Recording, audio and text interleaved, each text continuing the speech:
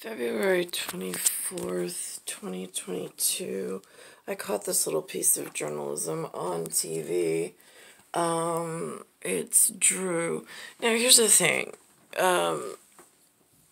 There's some parallel or paradox that I can actively see between some of Drew Barrymore's career being the E.T.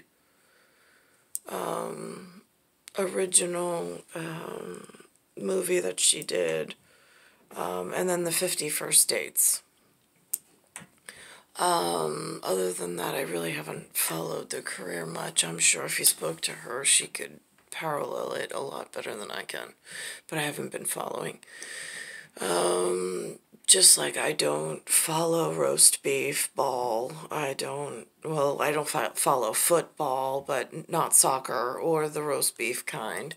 I don't follow basketball. I don't follow baseball. I am not enjoying myself as much as the rest of the humans. I really am not. So I'm not really into their superstardom. I know they are really into their groups and their social investing in one another, and there's a place and a time for that, and that's wonderful. I'm just not one of them. So now, I've been pretty much in, I guess you could say, quarantine from their psychosomatic, sociopathic, whatever they're up to, and the viral and mentally ill. But enjoy one another's achievements. Not quite sure how to interpret this. It starts off with Drew saying something about psychosomatic. I'm like, now there's been parallel run between my actual whatever and is that how all girls act? Right, yeah, I don't know. Guardian of the Galaxy, looking at human using another human in order to portray a message for someone else that might be off the chart or upset about feeling disrespected for some stupid reason. And nobody was talking to you. I got no feedback. It's like even musicians have some form of reverb or a microphone so they can hear what's coming out of the speaker.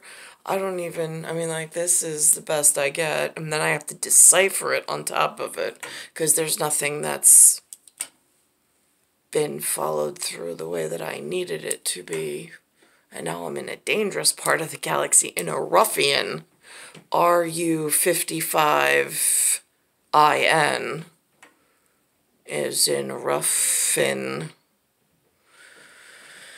So, and then there's a part where, I don't know, if somebody had an all-star football career and comes to sit down with a Guardian of the Galaxy and a witness, and then had to go home and explain just how Guardian of the Galaxy and isolated and mundane really looks in the leave me alone portion of why are they leaving her alone and roofing her consistently. And special geneticist.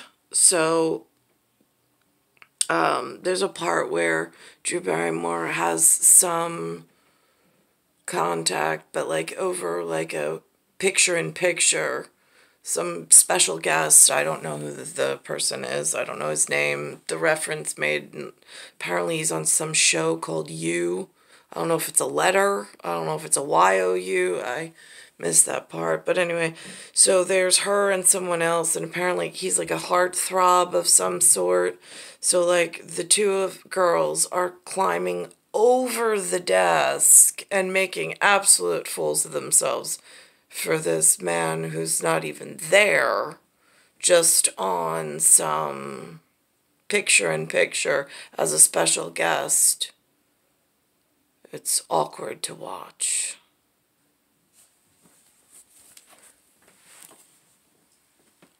Barrymore.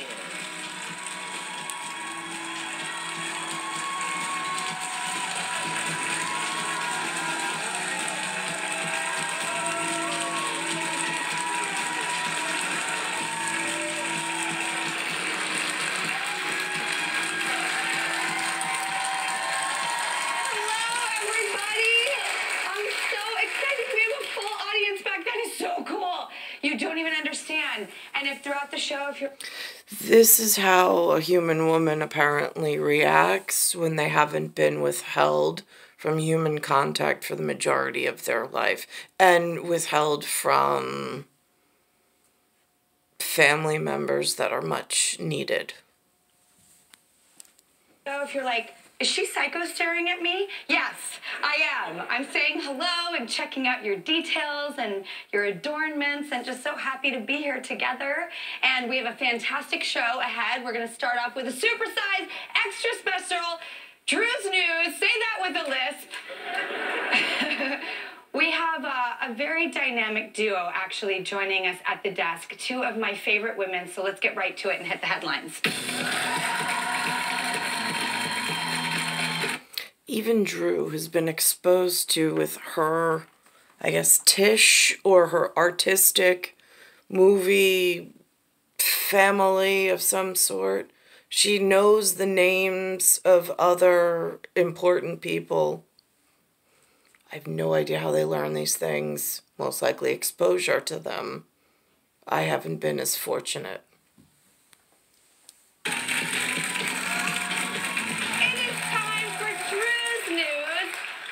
News hood and we'll top off that good news oil. And with me at the desk, my trusty co-pilot, Ross Matthews. Hi, everybody. Hi. I feel like in the wide world of things, they teach kindergarten. And while I'll pay attention for a few minutes, I'm kind of like, I'm really uncomfortable watching this stuff. I'm like, that's where, like, I mean... This is how I have to receive messages from beyond. Now I'm going to pause this for a second and get to their heartthrob, which I don't know who that is. So hang on. All right, I've never even seen this or heard of this TV show. It's called You, and it says Living Their Best Lies. I haven't lived... I live in a lie that has a number. Runs straight down the spine of the fish in my fishbowl. Hang on. Penn Badgley and his obsessive behavior and kind of wondering why there weren't men obsessing about us the same way. No, why is no one putting me in a basement? It's so unacceptable. But we had such a blast together, and... Putting her in a basement, that would make no sense, except if you know the paradox for which I was left in on this side of Luke and Leia in Star Wars. Han's Solo, all by myself, no hand to hold. Then I went back to my podcast, I have to tell this story, to kind of tell Danielle all about what had happened here and meeting you. And we did have a little bit of a mix-up. We had a Three's Company classic. Yeah, mix-em-upsies. And we had talked about, I said that... Now this is very Sex in the City. This new modern chic, which they love, but I'm a Lily. I'm a Lily bit. Lil is the number 6 in Chinese. It is a symbolic something else from cosmic certain in zodiac boat and a sundial with a star, a sun, moon, and star contract. You told Danielle that that I loved. Well, how do we put it? You said, well you know what? Here, actually, look at this. It'll help. This is what happened. I had the good fortune of doing Drew Barrymore, but I had so much fun. We both discussed our love of you and Penn Badgley. I thought, for just a second, Casey. Oh, God, this is so embarrassing. Again, when you said we both discussed our love of you, I thought Drew Barrymore knew who I was and loved me. And unfortunately, I meant the #1 show on Netflix. It wasn't you. It was the show you. So Danielle thought Casey said that we were talking about you, Danielle, and that we loved you, Danielle. Yeah. And it was a you, not you mix-up, and Danielle was crying. I was crying because Drew is such an icon to me, and I feel like we've grown up together. And so to hear she loved me, I was like, oh my God. And then I was like, oh God, this is so embarrassing because she doesn't know who I am.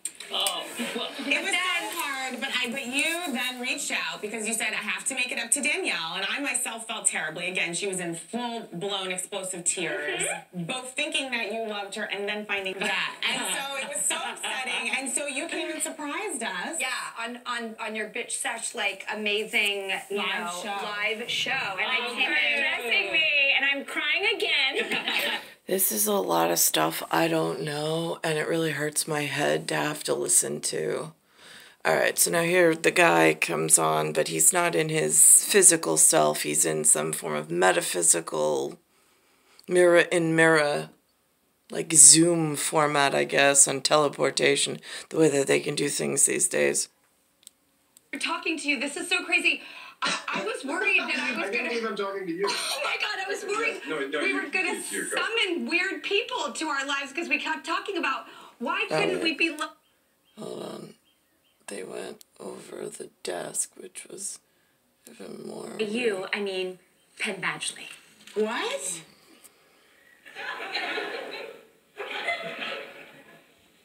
Ken? Is this where I say something?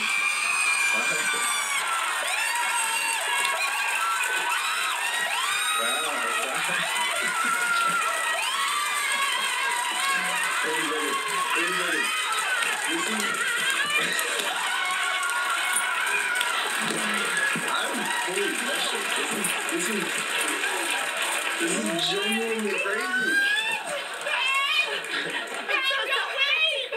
Wait for us! Oh my God.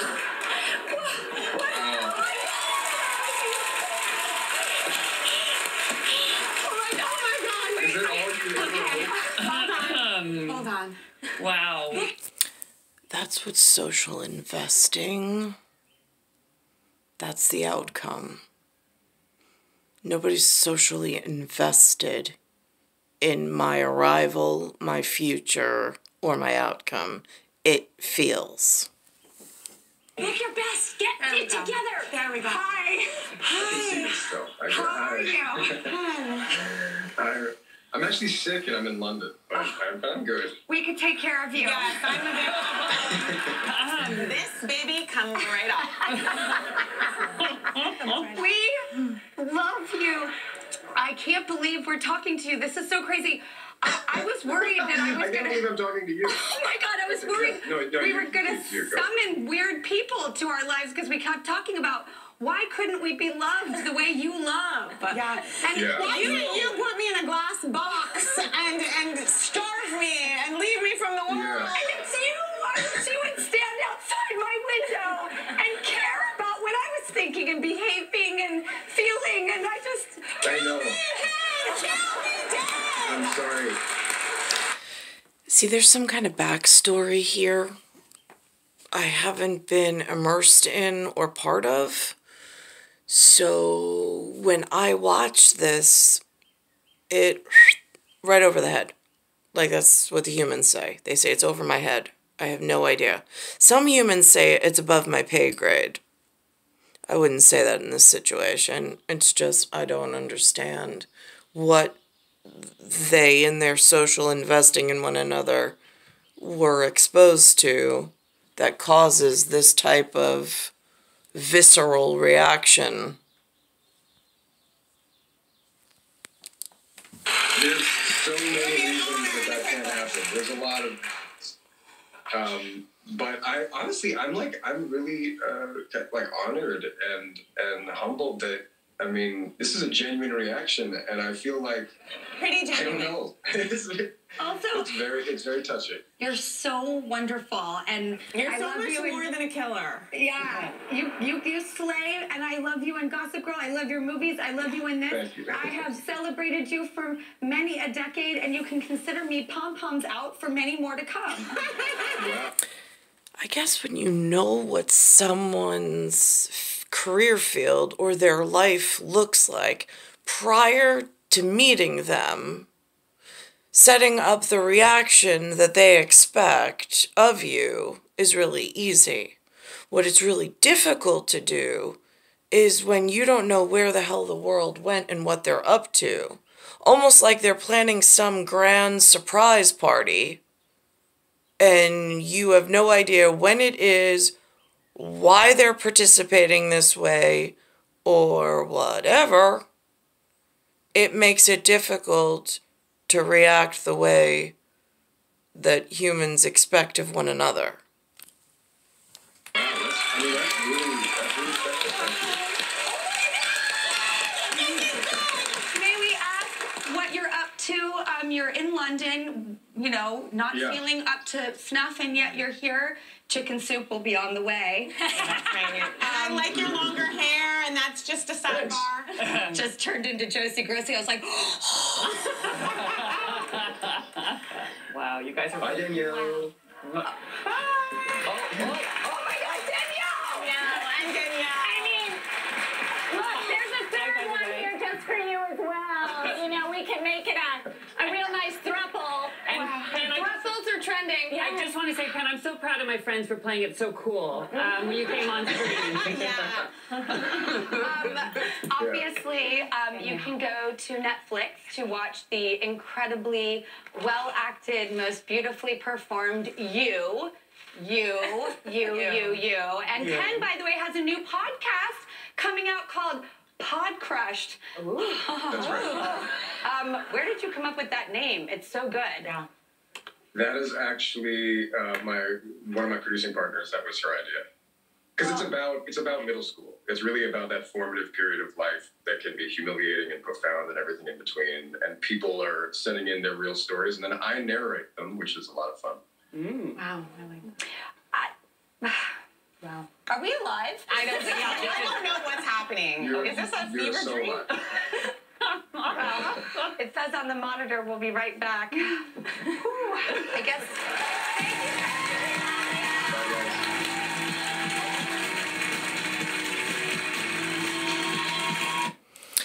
It's star 1978, star 8378, Nicole, Cattaruzza, Earth, Solar System, Milky Way, Universe, Galaxy is broken.